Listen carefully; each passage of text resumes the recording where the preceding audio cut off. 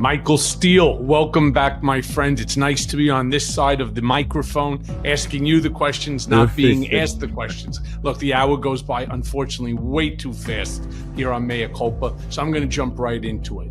Hey, Mike, let's start with this breaking news. Trump is telling the Senate to go nuclear on the filibuster to end the shutdown. But this isn't about reopening the government. It's about consolidation of power.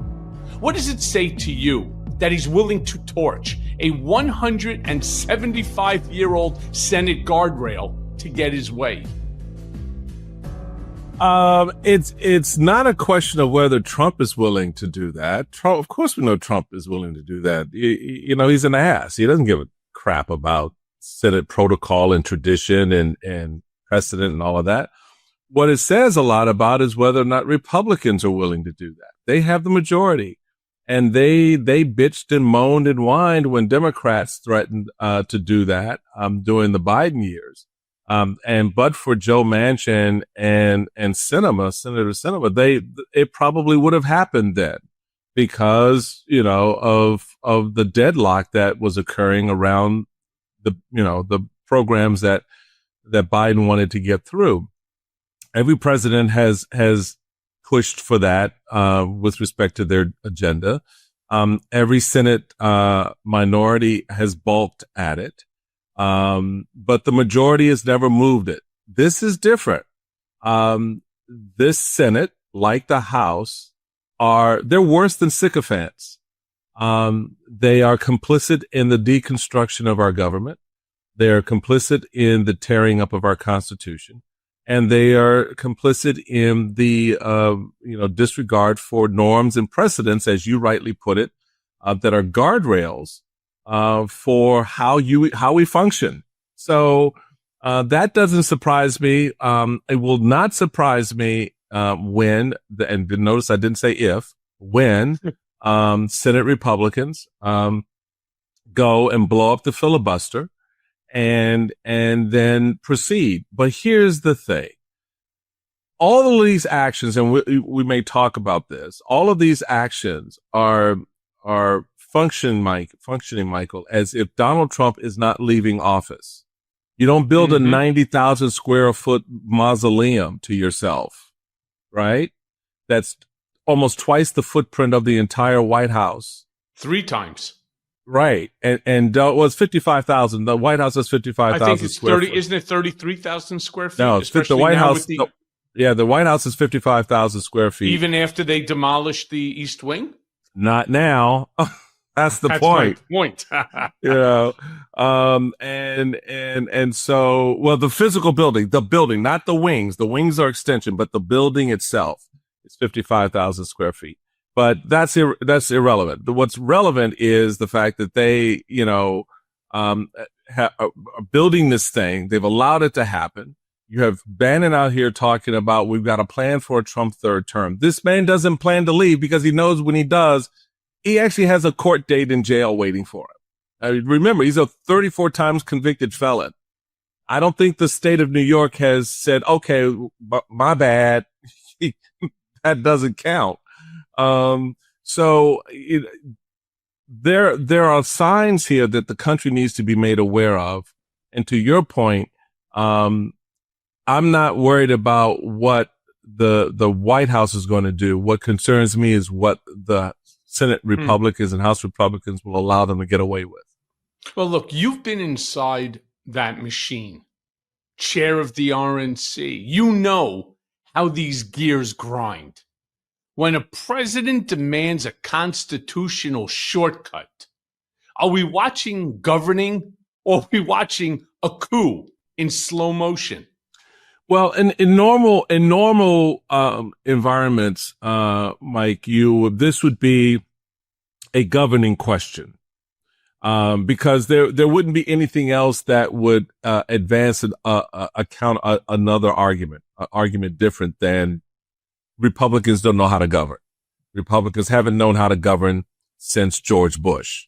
They have not governed every time they've had the majority or had the power that they have now, with the White House included in that mix. They have not advanced any bill except for tax cuts for very, very wealthy people. That's it. That is it. They dole out a lot of cash, and, you know, there are some institutions that have really appreciated, from HBCUs to, you know, some other programs. But even now in this environment, that cash is being taken away because they need to pay for the for the cuts that they've made on taxes. So in a normal situation, yeah, this would be a governing question. They can't govern, so they're finding shortcuts to get their way. They, you know, the idea of compromise, the idea of actually, because you need the votes of the minority, because you don't have a supermajority in the Senate, that you sit down in the table and you work it out. But because all these other actions, my friend, the shit that you've laid out very clearly, that I've talked about very clearly, that is antithetical to governance. Yeah, this is coup material. This is now crossed that threshold where this action can only be interpreted in no other way but that. It's simply that for me. Now, there'll be others out there in MAGAverse who'll go, oh, you know, you go hyper. No, but dude, I'm looking at the behavior. I don't really pay attention to what Donald Trump says. You know better than all of us. You don't listen to what the man says. Watch what he does, because that tells you what his thinking in his heart is and what his intent is. His words, he'll say shit just to say it, just to placate you and make you feel like he's listening to you and make you feel like your thing is his thing. It ain't. That's not how he works. So what you look at, though, is his actions. And what we're seeing is actions that tell us he ain't going nowhere, and that he now wants to begin to cement that by having the Senate blow up its own rules for his benefit. You know, I said that in my Substack, and I'm just going to make a quick quote onto it because I agree with you. And I have said it again and again and again. When he starts putting out merchandise, Trump 2028, he's not doing it to troll Chuck Schumer. He's not doing it to troll Hakeem Jeffries. Here's what I write. It means, it means he rewires the very nature of the Senate. It means that every future president inherits a streamlined, unchecked chamber where laws can be rammed through without consensus. It's the political equivalent of removing the brakes because you don't like how slowly the car stops. Let me be crystal clear. You're 100% correct. He has no intention of leaving because he knows that the next guy who comes in, especially if it's going to be a Democrat, is going to undo everything and put him, his family, all of these acolytes, sycophants, enablers, going to put them into the same trouble that he is putting in right now to the Democrats. Right? Something, again, on your show that I talked about. You know, it's funny. On your show, I've made so many predictions, and I think I'm 9 out of 10 correct. And I want to give you one right now that we talked about, going back to 2022. And I said this again on your show that it's years ago now, 3 years ago, when I turned around and I said, the Dobbs decision was not the end. In fact, I said it was the beginning. I said then that the Obergefell case, even Blassingame, would be next. Let me just be clear to my listeners. Obergefell is a case that's going to be going before the Supreme Court next week that outlaws same-sex marriage. And Blassingame deals with interracial marriage. And now, here we are, because the case, as I said, it's going before the Supreme Court. Did we as a country underestimate how deep this rollback would go as a result of the Dobbs decision? Yeah, I think in a number of respects it does, and I think of the two cases, Dobbs versus the three. You of course you start with Roe versus Wade and then the Dobbs, but the important thing for people to understand is the I can never say this guy's name. Obergefell, case came first. Right. It's the right to privacy case. It's the case that sets up Roe versus Wade. It is the case that that Dobbs went after, essentially, because once you establish a right to privacy, and there's I think a legitimate constitutional debate as to whether or not the Constitution establishes a right to privacy, if there is such a thing. We now have 50 plus years of precedent in that regard because of the Obergefell case. But yeah, this is an important matter because on the surface, it may look like it's going after, the case before the court is strictly a gay marriage case, but it is more than that because it not only touches on whether or not same-sex marriages are legal, but whether Supreme Court Justice Clarence Thomas and his wife have a legal marriage. And so, this thing is big because once and to be straight up brutal about it, Michael, you have to disintegrate Obergefell. You have to, because if you don't, some future case will reestablish the Roe precedent, will reestablish a right to an abortion, because that is rooted in the privacy of the woman and her doctor, the woman and her significant other, and their decision around whether or not to have an abortion. Just like the right to privacy is tied into the decision between interracial couples to marry. This is be clear. The MAGAverse is about white supremacy. It is about the reestablishment of white people supremely. And that's why the push now among young adults to have babies, telling their young girls, you don't need to go to college. You just need to get pregnant. We need to increase our numbers because we are overwhelmed by black and brown people, as the future predicts. And so if we're going to establish a white America, y'all need to get busy. But it's more than just a white America. It's a white, Christian, nationalistic America, which is very, very different. But from my perspective, I got those last 2 points. But at the end of the day, it's about whiteness. It is about the whiteness of it all. Because remember how the country was founded. It was founded on this idea that it could enslave people of color. And so for a lot of people of color like myself, we can get into nationalism and we can get into all this other stuff, which is esoteric bullshit. And you are you all the way in or you're partly out, but your whiteness is your thing. And that has been made very clear.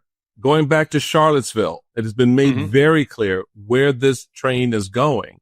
And you've got, as the conductor of the train, a man who at the end of the day probably doesn't give a shit one way or the other, because Donald Trump, that's just not his thing. If he can't grift off of it, it doesn't have much value to him.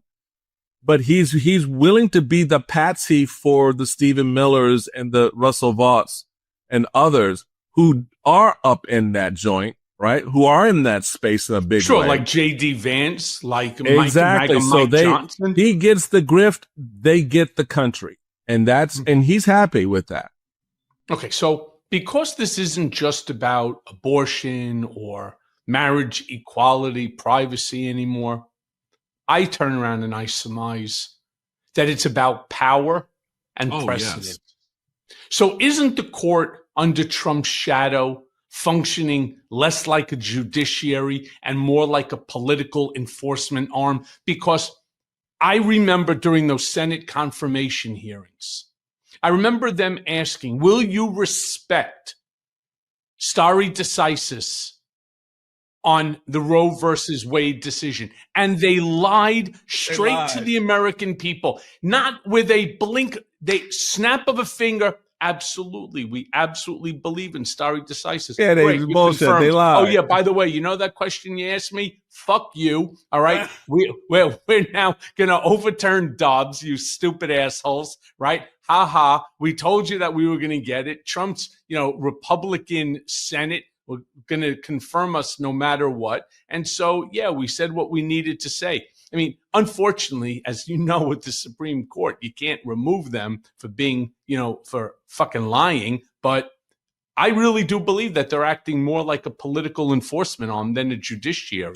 Well, it's the dark alignment, where you have people who have a certain view of jurisprudence. When you go down this lane of originalism and things like that, that's not a thing.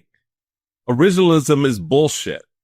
I mean, you put your finger on the originalist point, which is stare decisis, the precedent of the court.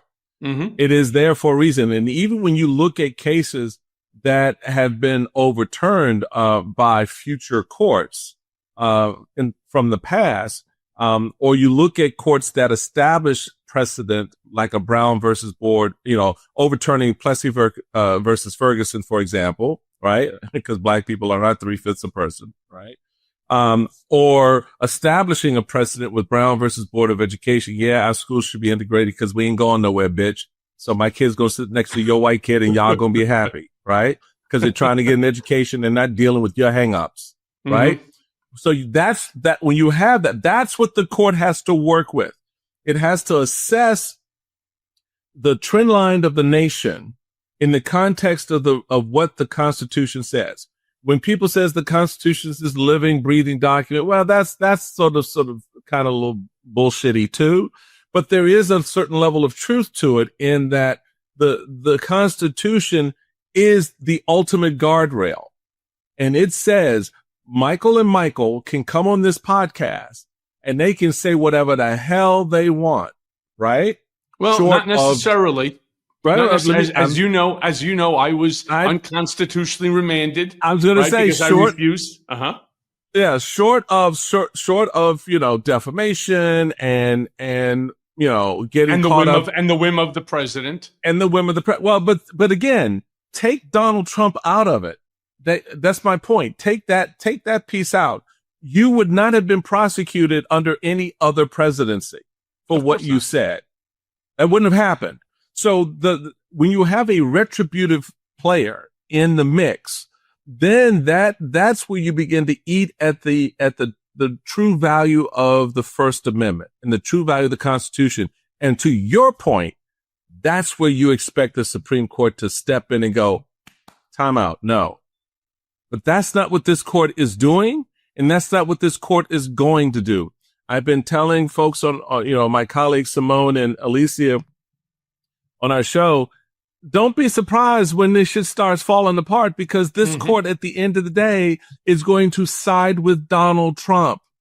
It just is, because they don't have any other value except what Donald Trump puts in front of them. And that's what I was just going to say. When I brought my case as an example, and I didn't bring the case because I was seeking some sort of, trophy, or to have my face put on Mount Rushmore, or to have the commemorative coin with me on both sides. I didn't do it for that reason. I did it to ensure that no other American ever gets unconstitutionally remanded to prison because they refuse to waive their First Amendment constitutional rights. I'll never forget my lawyers, including top constitutional lawyer in this country, Lawrence Tribe, turned around and compared it to the Plessy Ferguson case. Simply, saying that this is the 21st century version of Plessy Ferguson. Nobody thought in the wildest imagination that the Supreme Court would not at least hear this case. How is it that the Attorney General of the United States unconstitutionally remands a citizen because he wants to publish a book and talk about it on media? That's straight out of Russia. That's Putin Navalny shit. And so they turned around and they gave a one-word answer to our, God knows, months and months long, preparation of the application and all of the documentation to go before the Supreme Court. Denied, right? And so I'm with you when you say, I don't believe that they have the guts. I don't believe that they have any morals. I think it's sad that this is our Supreme Court, but there has to be a change. And if Americans don't get angry, Yeah, but Michael, I was going to say to your case, I mean, your case is a really good example of how the system has become morally corrupt. They have been corrupted by their view of jurisprudence. They are Trump found the weakest jurists he could to put on the bench. They're not Miss Ketanji Jackson. they're not her. I'm sorry. You may have gone to a fancy law school, but at the end of the day, you don't have the juridical mind to incisively, or to do what the job is. Because you've had cases where Sotomayor has actually stood with the justice, with the majority. Why? Because that was the correct decision based on the facts and the law, et cetera, and the constitutional principle. But you don't have that on the other side. You don't have, you don't have anyone willing, if they applied the Constitution to the facts in front of them regarding the president's behavior, there's no way on this fucking planet they would say that the president of the United States is immune just by saying, oh, it's an official act. And the idea that they would countenance and sign off on an example, if the president decided to have SEAL Team 6 take out one of his political rivals as an official action, that was constitutional, bullshit. And shame on the Supreme Court for ever making that decision. It is against everything that we stand for, and they damn well know it. But they didn't want the smoke from Trump, and they wanted to keep whatever little side games they got going on with all the other, with the donors that plowed them with liquor and cash and hotels and rooms and houses and beach houses and all the other bullshit they get. So the reality for me is there's nothing they can say or do to convince me at this stage that they are a legitimate court. I just don't see it. Tell me where I'm wrong. You're not. But speaking of reckless power plays, so Trump literally requested to Pete Hegseth to start, or let me rephrase that, to restart nuclear testing. Yeah. I mean, Michael, this isn't policy. This is fucking delusion wrapped in danger. All right. What do you make of this? Well, look, they're all playing, yippee-yi-yay cowboy, right? They're all playing out there. yippee-yi-yay cowboy with a fucking nuke. Well, yeah, that's the point. They are immature little boys who got their hands on some pretty big ass toys. And the reality of it is, our system is set up that, yes, we have tests all the time. It's not like we're not testing our nuclear weapons. We have to test them. We have to do the kind of things to make sure that they're operational and that the system's working, that the men and women who run those systems internally know what the hell they're doing, right? We do that. My days are always nonstop. Meetings, podcasts, deadlines, a little chaos. And by the time I get home, the last thing that I want is a mattress that fights me. And that's why I got the Lisa Hybrid. Let me tell you, it's like my bedroom became a 5-star retreat overnight. The second I hit that mattress, instant peace. It's plush, supportive, not too soft. It cradles you, adjusts to you, and lets me sleep like I didn't even know I could. I slept on a lot of mattresses in my life, believe me, but this one, it's a game changer. I wake up rested, recharged, and ready to take on the day without rolling over to the floor in frustration. And here's the kicker. Lisa makes it in the USA, top-notch quality, and they even give back thousands of mattresses to folks in need. Sleep well, feel good, and do good. So here's the deal. Go to lisa.com, use my promo code Cohen, and get 25% off your mattress, plus an extra $50 off. That's lisa.com, LEESA.com, promo code Cohen. Treat yourself. You deserve it. And hey, tell them I sent you. When the holiday season rolls around, it feels like there's a party every single weekend. And all the sugary drinks, you know what? They add up. Well, this season, I'm going to reach for Soul's out-of-office gummies instead. Same fun, same vibe, low in calories, and zero hangover. Look, I've been taking the out of office gummies for a few weeks now, and let me tell you, they actually work. After a long day of deadlines and meetings, I pop one, and suddenly I feel relaxed, calm, creative, without the groggy, why'd I drink so much feeling? Well, honestly, it's the perfect replacement for those nights when a cocktail would leave me regretting my choices the next morning. Soul isn't just about feeling good. It's about feeling good the smart way. Their products are made from USA grown hemp, vegan, gluten-free, low in sugar, and federally legal. It's wellness without compromise, which is something I really connect with. And their new out-of-office beverage, that's my go-to when I want a social vibe without the hangover risk. So take advantage of Soul's Black Friday, Cyber Monday deal now. And for a limited time, get 40% off your entire order. So go to getsoul.com. That's GETSOUL.com and use the code Cohen. That's getsoul.com, promo code Cohen for 40% off. Don't miss their best deal of the year. Go now. But the difference was in 1993 or so, President George W. Bush negotiated an end to the kind of testing that Donald Trump wants to restart, where we're actually out there blowing up shit underground or in the water, right? And there's no need, we don't need to do that level of testing. Our weapons are sophisticated enough. Look, between Russia and the United States, 90% of all nuclear weapons rest in those two backyards, period. So they have accommodations and they have situations, but that they've worked through. But what Trump wants and what Hegseth wants is to show how big their dicks are. And when you get into that kind of a situation, you invite trouble. To your point, you would begin to invite danger, and problems into the system. There is a reason why we stopped doing it, because we didn't need to do it. Now, there is no reason to restart it, because what it does is invites the level of anxiety. It is not a deterrent, as they claim. Oh, well, we test our weapons. This is a deterrent. No, not necessarily. That's not how that works. I mean, it can be, but again, understand why President Bush said we didn't need to do this anymore.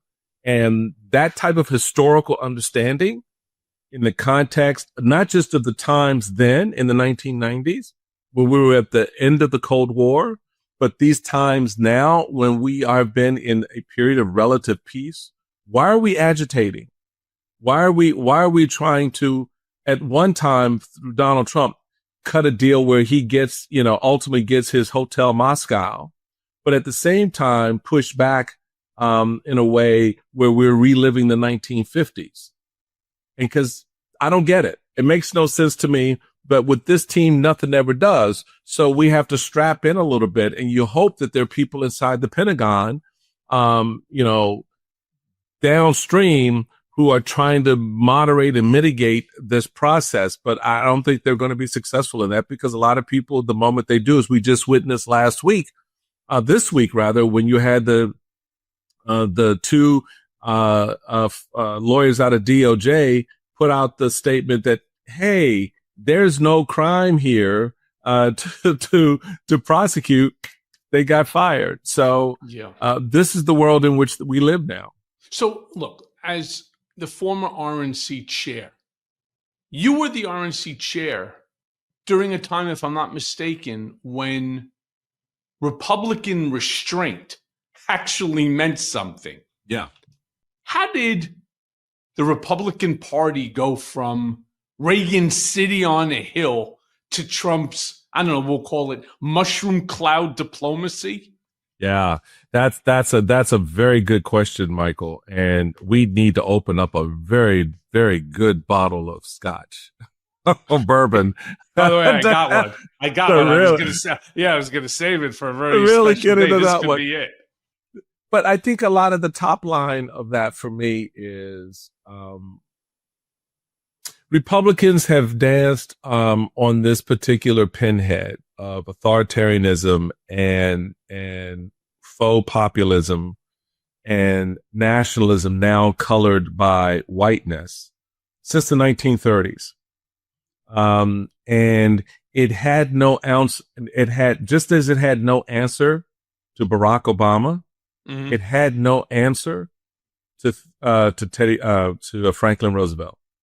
And so when the Depression hit, coming off of the Hoover policies of the 1920s, the crash of 29, the Depression by 33, there was no answer, and so it became a grab for power, and so since that time danced on that pinhead. We didn't have an answer for the base of the Republican Party at that time, which was the African American voter.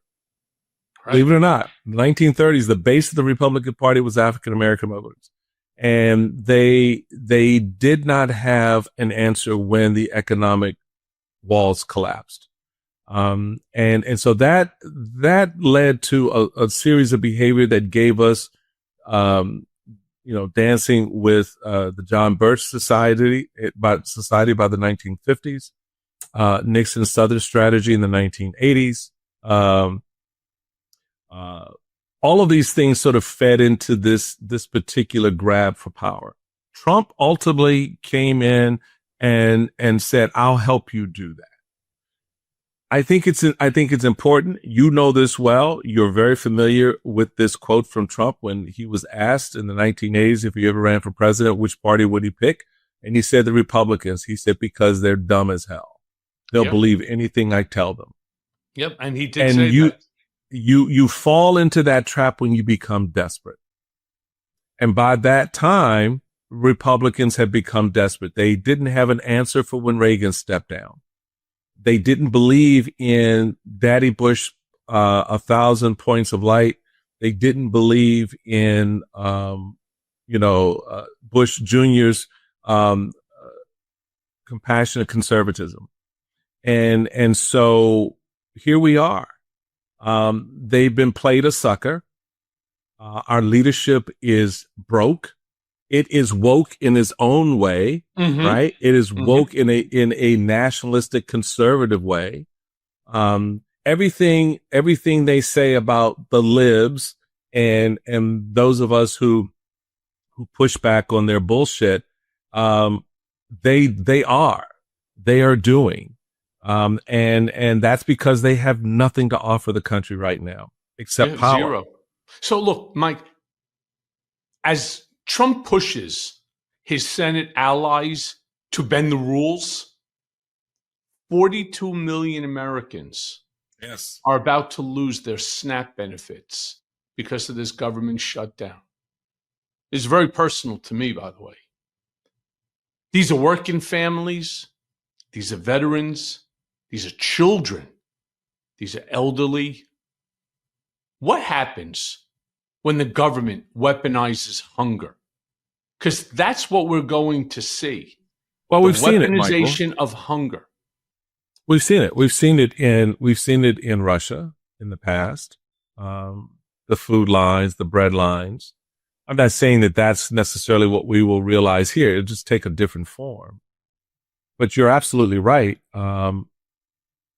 What's circulating right now online are messages from mothers who have special needs children, messages from mothers who are working 2 jobs, messages from moms who are trying to hold their family together, messages from mothers who are the only breadwinner. And they're saying, we can't carry this load. You take away SNAP, you take away Head Start, you take away health care. You are killing my family.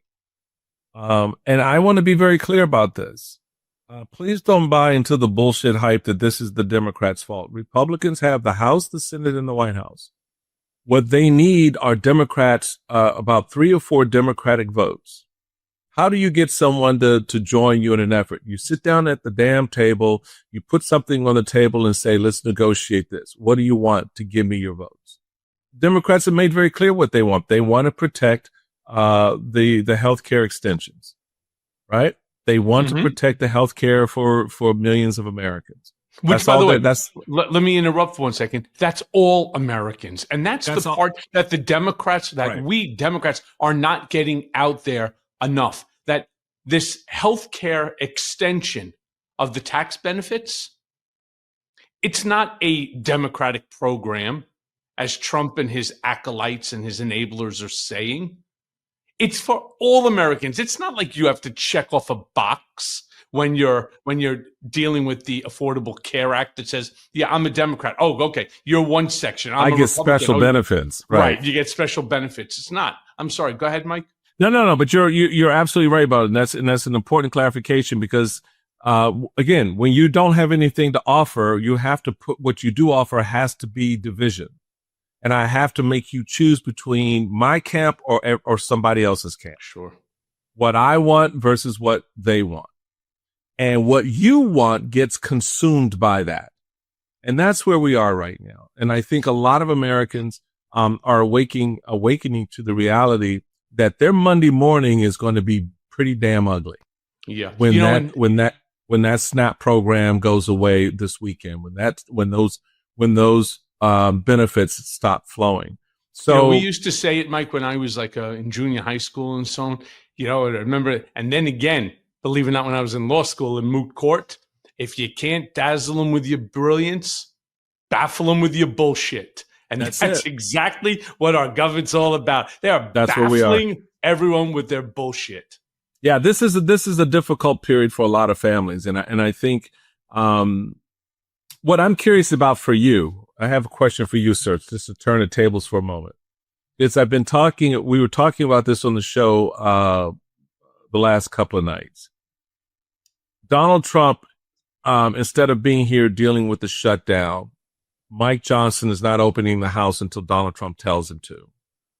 And all of this has to do with the 218 votes necessary to open up the Epstein files. I said from the very beginning of this, free the Epstein 218, because that's at the end of the day what it's about. Seat Adita Grohalva and deal with the consequences of that.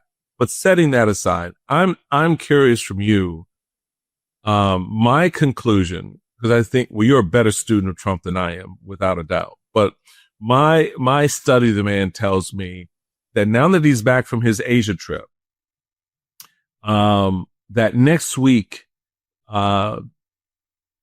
after a few days of what will be a lot of loud noise around the removal, the killing of these programs, that he begins to move the needle with the Senate, not so much the Senate, to get a deal to open up the government. What do you think?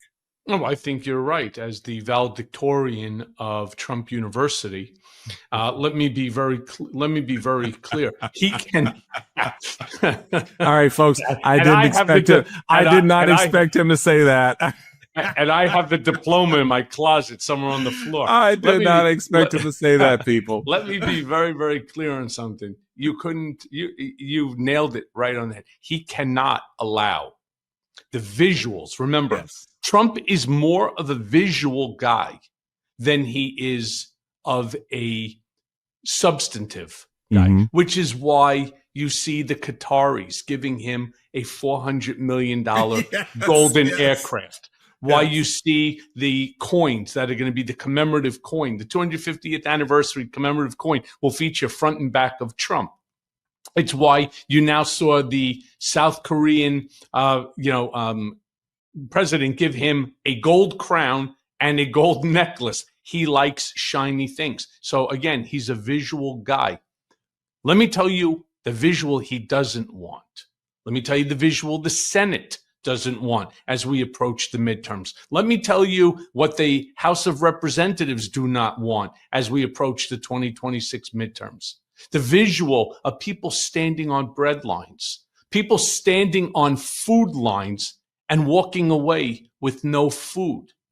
What he doesn't want to see, people breaking into restaurants or into stores in order to steal a fucking donut, all right, and to steal a cup of coffee. Or knocking over some of these, what do you call it, these street vendors for a fucking hot dog.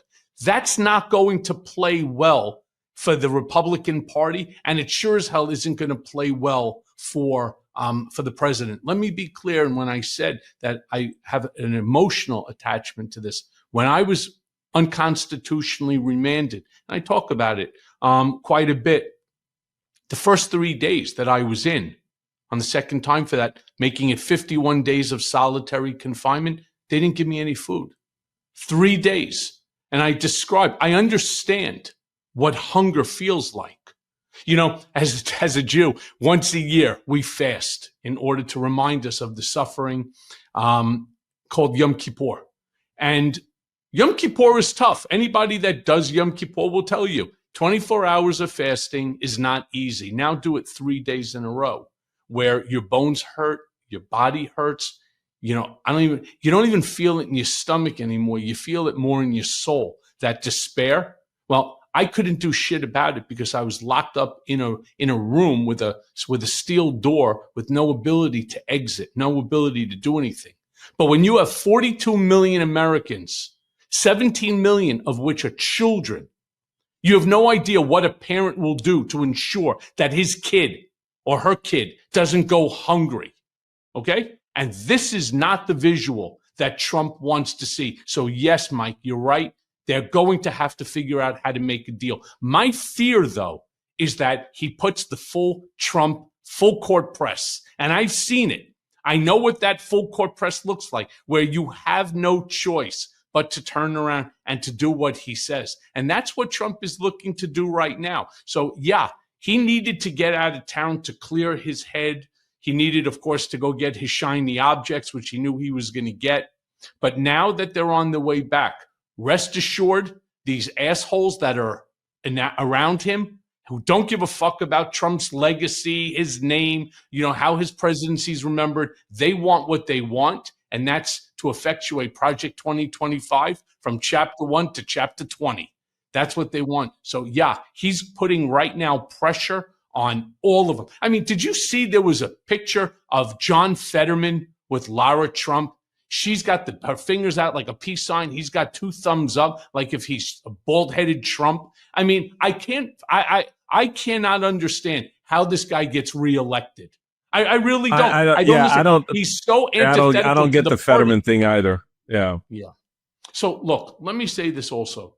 The irony here, it's staggering. We're talking about Republicans as a party calling itself, of course, the pro-life party. And what are they doing? Cutting off food and health care, all in the same breath. Yeah. Tell me something. Where's the morality in that?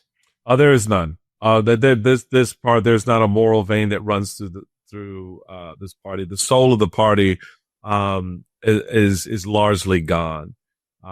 The ideals espoused by the flawed men and some women, because we don't elevate a lot of women in this party, in the past, is lost. Despite the flaws of leadership, there was always a moral grounding.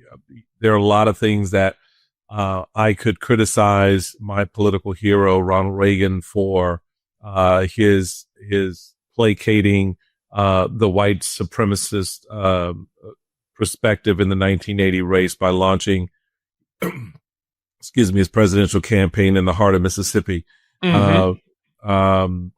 But you know also that those ideals, to your reference point earlier, of America's a shining city in the hill helps us work through those things.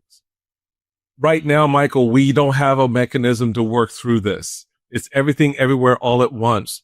And it's compounding, and it's a weight that the country, I don't think, can bear. It is deliberate to break it. It is deliberate to control it. It is deliberate to create a MAGA-verse versus everyone else. If you're not there, then you're over on the other side and we're coming at you. And there is no leader right now or leadership among Republicans who have one ball, let alone 2, to stand up and tell this man no. Those of us who have tried have been ousted. The Liz Cheneys have been relegated to the ash heap of Republican history. Others are now watching the administration come after them. If you're a Miles Taylor, for example. So it is backbreaking. But what is so disheartening is the fact that so many Republicans are complicit, and I'm so fucking sick and tired of the private sidebar conversation. Thank you for saying what you're saying on MSNBC. Well, bitch, why don't you get in front of a microphone and say it? Yeah. Right? I like the fact that you use the word deliberate, because you understand the strategies from the inside, and that was your job for a while. Is this deliberate chaos that's meant to drive voters into despair before the 2026 midterms? Or do you think is the GOP just simply losing control of this monster that they created? Oh, dude, you nailed it. That is both. It's both. They lost control. They lost control of it because going back to 16, when 15 of the 16 on the stage thought that they could, what is Donald Trump? He's not one of us. He's not a political. He's not a governor. He's not a senator. He's not a right? And he beat the shit out of all of them.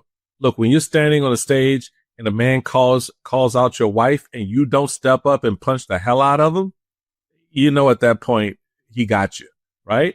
So the reality of it is both of those things. Yes, it is deliberate, and the consequence of the deliberate effort has been the breaking of the leadership, the controlling of the leadership, weaponizing the base against the leadership. Ask any small business owner and they'll tell you finances get messy quick.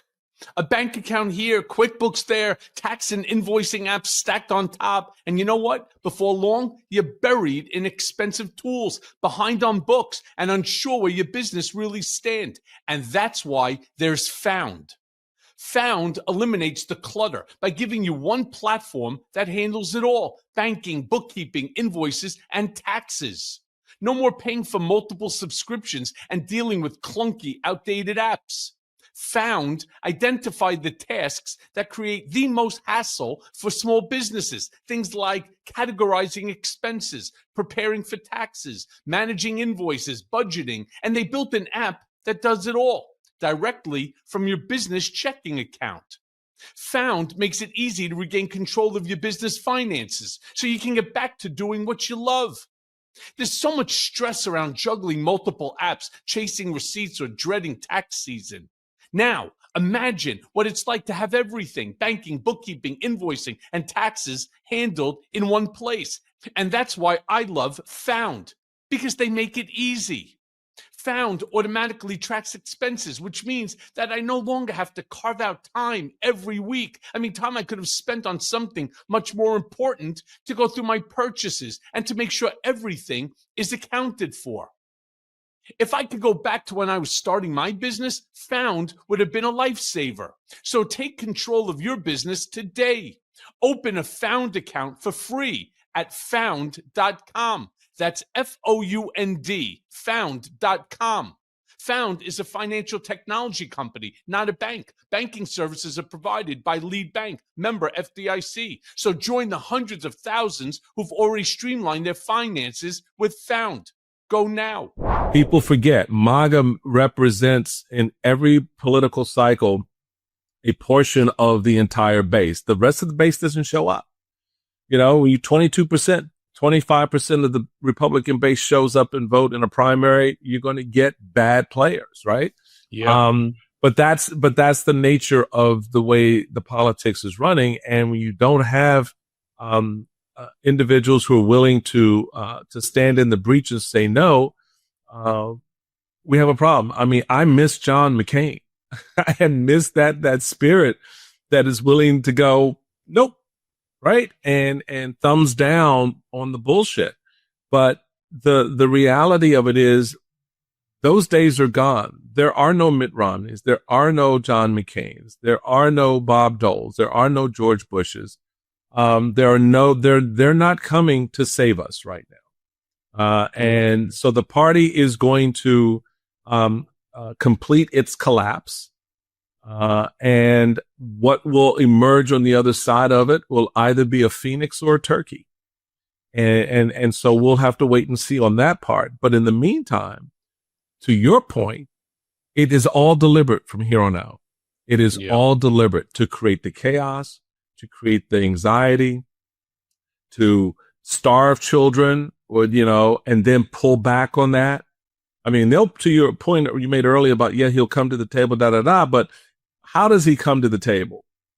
He ain't he's not going to give you all that you want. He'll give you a little piece of what you want just to get you to settle down and to appease you. While he'll pull a bigger chunk from another part of your life.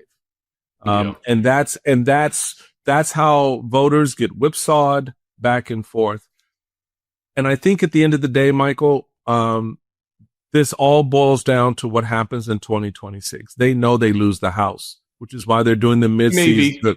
Maybe. I keep telling people, do not accept it as a foregone conclusion. That's my point. Well, but I'm just working off of what the internal numbers are saying they are. I don't know how a voter is going to vote. I don't know how everyone thought that we wouldn't be here in 24, but 10 million people didn't show up. So there you are. Those internal numbers never meant anything to me, as you know. Well, they may not mean anything, but they are significant in, they don't reflect turnout, but they do reflect what people are thinking and what their attitude is. So turnout is a different model. It's a different situation. So I'm not going to poo-poo the internal numbers that say you have a problem. Now, the question becomes, what do you do about solving the problem? But doesn't mitigate against the fact that you got a problem. And right now the Republicans have a problem, which is why they're doing the midterm redistricting, trying to steal 19, 20 congressional seats, thinking that to your point, that those are going to be automatic red seats for them. They may not be, for a whole host of reasons that we could get into. But the reality of it is the deliberate effort to change the course of that election is underway. The end game, though, I don't think they want to have an election at all. I think the Venezuelan incursions, I think the threats that are being made to some of our global partners, the efforts that are being made to disrupt are to create enough friction within the center of things that by next spring, to your point about how people respond when there's no food, that's what they want. If people are rioting, if people are mad because there are bread lines, they don't have access to healthcare, et cetera, what better way to invoke the Insurrection Act? What better way to invoke martial law than on the heels of citizens responding to your treatment of them? And then suspending the 26 elections. It's all about state control, right? Because you talk a lot on your show about authoritarian drift between ICE raids, judicial capture, the dismantling ICE of is federal nothing more programs. than a Gestapo right now. They're acting like a Gestapo right now. I totally agree. The dismantling of federal programs.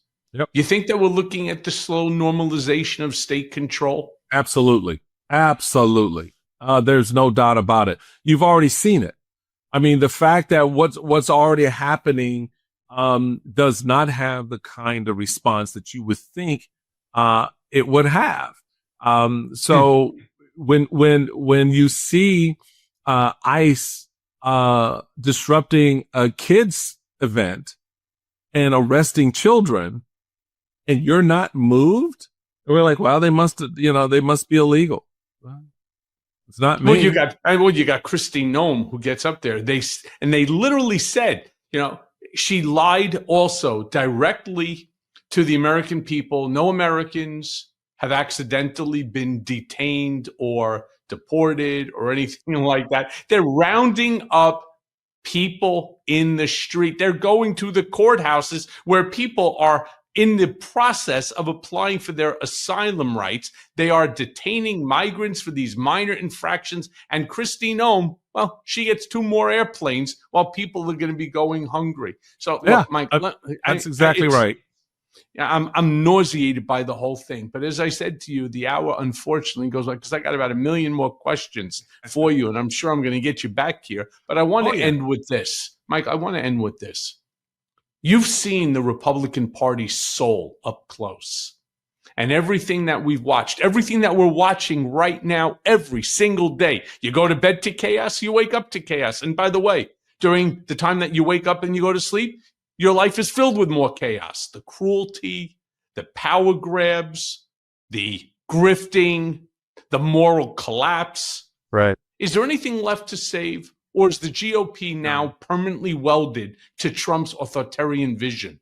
Oh, I think it is. I think it is finally settled into the thing that it had been trying to become since, like I referenced before, the 1930s. I think it's finally there. In each of those prior moments in the Republican history, there were leaders who stood up and pushed back and said no, or rerouted the course. Bob Dole in his 96 convention, castigating those who were trying to sidebar racism. John McCain in his 2008 race, clarifying for not just the country, but especially for the Republican Party, that Barack Obama was not some foreigner just because he was black. And was due respect because he was a good man running for president.